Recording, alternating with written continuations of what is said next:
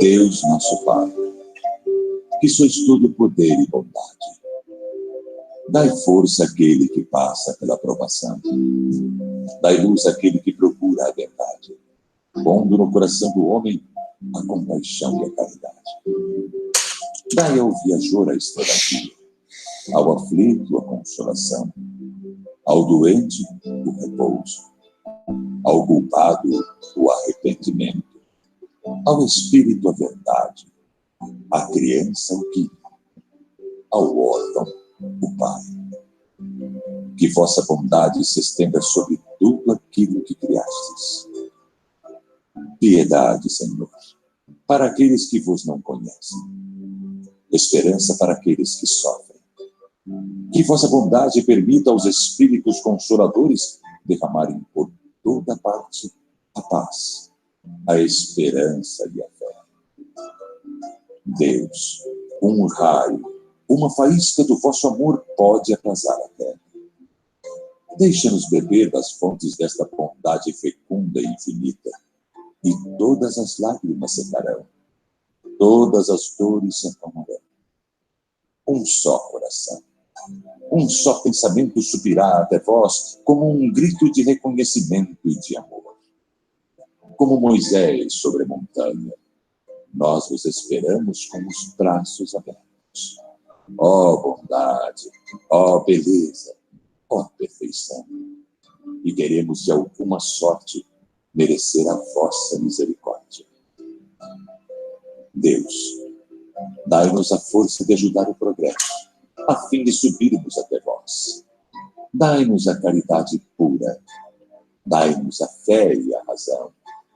Dai-nos a simplicidade que fará de nossas almas o espelho onde se deve refletir a vossa imagem. Assim seja. Hoje eu quero falar com vocês sobre a vida do espírito, ou a vida das pessoas desencarnadas. Por que não? Nós somos nós, espírito, perispírito. O corpo físico pertence ao planeta Terra. E aqui ele vai ficar. Como vão ficar todos os nossos bens materiais? A vida no plano espiritual, nós podemos dividir em duas partes. Aqueles espíritos desencarnados que não tiveram uma formação moral, que não aproveitaram bem a sua existência no planeta Terra, na sua estada aqui, ele vai, certamente, ao desencarnar, ser procurados por espíritos aproveitadores. E ele vai permanecer praticamente aqui na crosta. As zonas inferiores estão localizadas exatamente nas proximidades da crosta. A maioria desses espíritos perturbados ficam perambulando pelas ruas da cidade. E cada vez que ele aborda uma pessoa, um conhecido, mais ele fica perturbado, porque ele acha que ele está doido. Porque muitos deles não sabem que desencarnaram. Ou outros que desencarnaram e sabem que desencarnaram, mas não aceitam. Muitos permanecem nas suas propriedades, vigiando essas propriedades, e outros mais permanecem coladas ao corpo físico. Agora, é claro que quando esse espírito desencarnado, essa pessoa desencarnada, ela começa a entender que ela está no outro plano e que precisa de um auxílio, essas pessoas começam a orar. Os que sabem orar. Os que não sabem, oram assim mesmo, de qualquer maneira, pedindo uma proteção, não dos espíritos, mas de Deus, de Jesus, porque eles vêm falar em Deus, vêm falar em Jesus. E muitos espíritos que trabalham no plano espiritual, no socorro aos desencarnados, muitos deles buscam auxiliar aqueles que estão em condições de ser auxiliados. Porque muitos não estão em condições.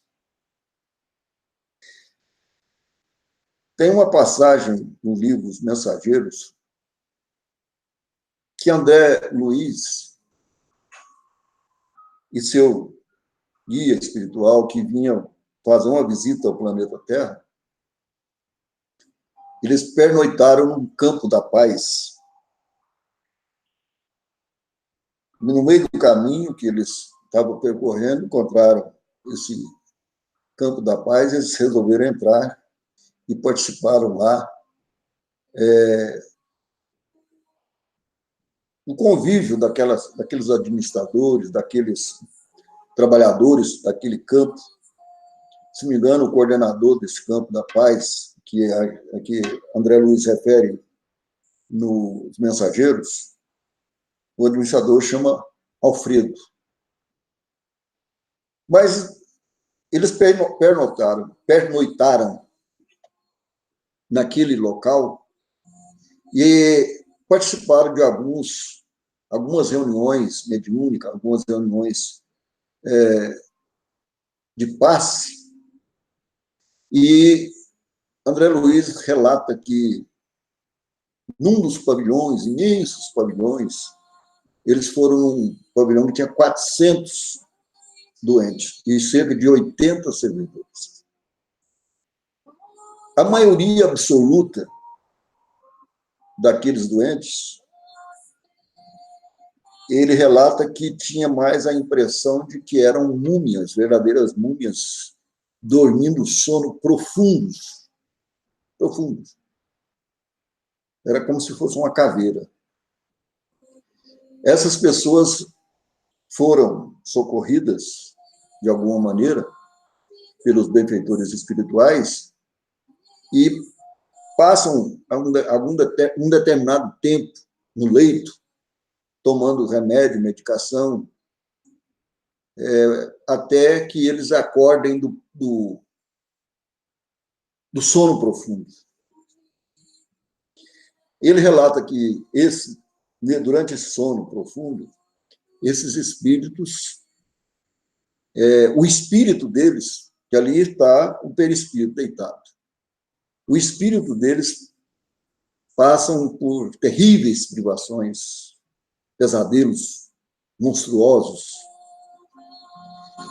E esses espíritos, a caridade daqueles que servem lá, estão acumulando dádivas para o plano espiritual, que lá, segundo André Luiz, chama bônus horas. E muitos desses permanecem um grande parte do tempo trabalhando, descansando e descansando, às vezes, em locais do tipo lazer. E com muita luta, muita oração, muita expectativa, e com muita ajuda dos espíritos benfeitores, eles conseguem uma vaga para reencarnar. Porque o espírito, ele aproveita essa existência na Terra, essa reencarnação, para resolver alguns problemas que ficaram no passado, seja na última existência, nas existências anteriores, e muitos deles assumem compromissos de resgatar pelo menos parte do seu passado. Aí reencarna. Cada um reencarna com a sua obrigação. Que esses espíritos não reencarnam, não, com a missão de fazer alguma coisa. A missão deles é resgatar o passado. Aproveitar a sua existência para cumprir aquilo que eles acertaram no plano espiritual. É claro que esse espírito, vendo um débito muito grande no seu passado, muitos querem uma série de compromissos para cumprir aqui, e a espiritualidade, vendo que ele não vai dar conta, tira parte desses compromissos e deixa para outras existências. Então, por exemplo, como é que um cidadão que ele vem na condição de um fraco da cabeça, como é que ele vai desempenhar outra função? Então, ele é selecionado, o que ele tem que resgatar primeiro, e ele vem naquelas condições. Todos nós que viemos aqui, viemos com o compromisso de resgatar alguma coisa.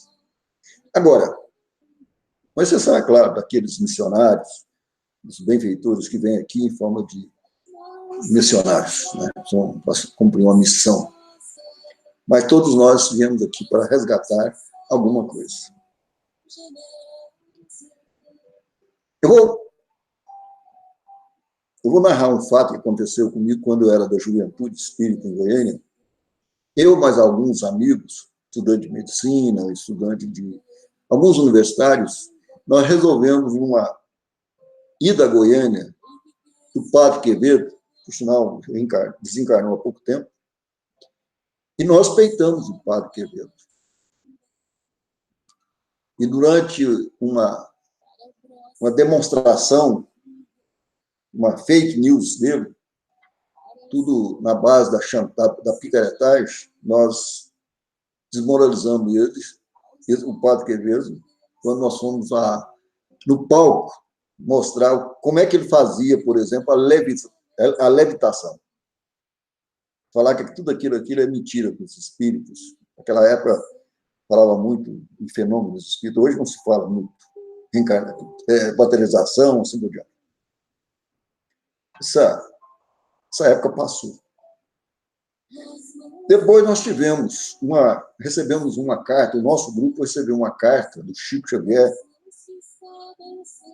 que, por sinal, esteve em Anápolis, na época, e, na sua passagem em Goiânia, ele deixou um recado para a juventude espírita, da Radiação Espírita Cristã, para que nós evitássemos discutir com o Padre Quevedo. Ele disse uma frase que até hoje eu guardo, tem mais de 50 anos. O Chico mandou o recado, no recado dele ele disse o seguinte: não preocupe com o Padre Quevedo. O Padre Quevedo está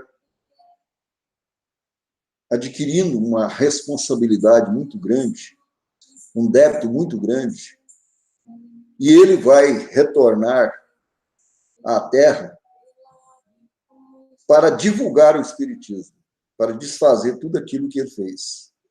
O que ele fez é ele que vai desfazer, não somos nós. E, no final, ele disse o seguinte: os verdadeiros inimigos do Espiritismo não são aqueles que caçoam do Espiritismo ou inventam mentiras sobre o Espiritismo, mas são aqueles que estão dentro da doutrina e promovem os fake news. Por exemplo,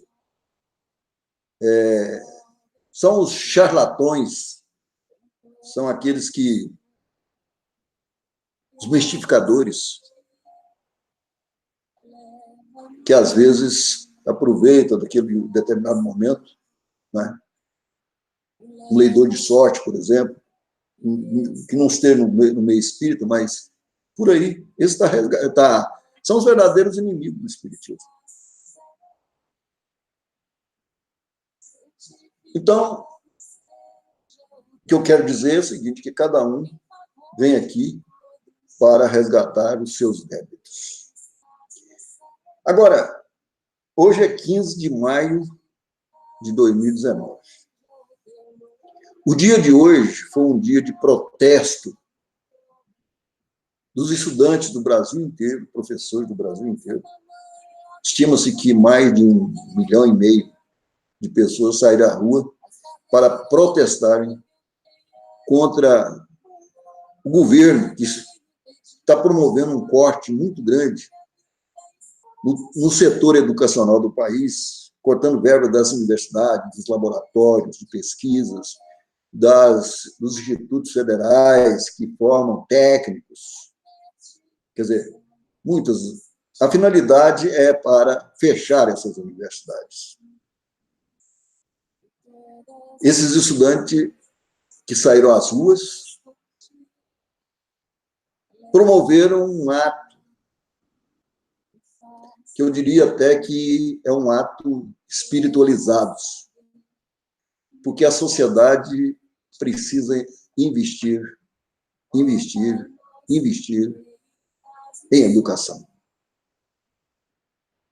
Só através da educação nós desenvolvemos tanto materialmente quanto espiritualmente, tanto intelectualmente quanto moralmente. Sem educação, sem o ensino, sem a pesquisa, nós estamos deixando de construir um mundo melhor. E esse mundo melhor, que é responsabilidade nossa, nesse ponto aí, os espíritos não intervêm, porque nós temos o livre-arbítrio para poder fazer aquilo que nós temos que fazer. O pior de todos os homens é o omisso. Quando eu falo homens, homens e mulheres. A omissão é a pior de todos os erros do ser humano. Porque o omisso é também covarde. É pior do que aqueles que estão tentando destruir tudo. O omisso não sabe que lado que está. E quem saiu à rua hoje, os estudantes, e as informações que nós temos no mundo espiritual, é que uma pleide de espíritos estão reencarnando para promover a mudança desse mundo de egoísmo, desse mundo de gente que só pensa no acúmulo dos bens materiais, ou seja, só pensa em acumular bens materiais, esquecendo a verdadeira riqueza do homem, que é a sua riqueza espiritual. Então, hoje fica marcado como um dia que a juventude gritou contra um governo que quer destruir a educação. E Chico Xavier deixou para nós uma mensagem de que tanto André Luiz quanto Emmanuel estão reencarnados. E que Emmanuel vai desempenhar uma missão ligada à educação. Desenvolver a educação no Brasil. Eu imagino, sendo verdade isso, e eu creio que o Chico não ia falar isso em vão, que Emmanuel pode estar no meio desse movimento na luta pela educação. Porque, ao mesmo tempo que nós sabemos que tem uma pleia de espíritos que reencarnaram, que são jovens, são crianças, que vêm para mudar esse mundo, tem também grande falange de espíritos que vieram tentar atrapalhar o trabalho desses missionários. Então, por isso que eu entendo que quem luta por verba para a educação está trabalhando na construção de um mundo melhor, tanto para os espíritos encarnados, principalmente para os encarnados, quanto para os desencarnados, que amanhã vão estar aqui entre nós, ou entre os encarnados, para desempenhar, para resgatar algum débito do passado. Até o nosso próximo vídeo.